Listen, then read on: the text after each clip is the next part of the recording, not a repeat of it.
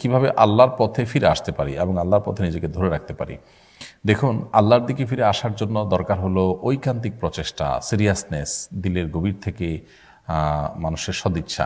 আল্লাহ সুবহানাহু ওয়া তাআলা বলেছেন, ওয়াল্লাযীনা জাহাদু ফিনা লানাহদিয়ান্নাহুম সুবুলানা, যারা আমার পথে আসার জন্য আপ্রাণ চেষ্টায় রত থাকে, আল্লাহ বলেছেন তাদেরকে অবশ্যই আমি আমার পথে আসার বহুমুখী পথ দেখিয়ে দিব। এই জন্য আল্লাহর পথে আসার জন্য সিরিয়াসনেস থাকা দরকার, সর্বোচ্চ চেষ্টা থাকা দরকার, এবং সেই সাথে আল্লাহ সুবহানাহু ওয়া তাআলার কাছে দোয়া, পরিপূর্ণ মনোনিবেশ এবং আল্লাহর কাছে আমাদের প্রার্থনা করা উচিত। তাহলে ইনশাআল্লাহ দিনের পথে ফিরে আসা সহজ হবে।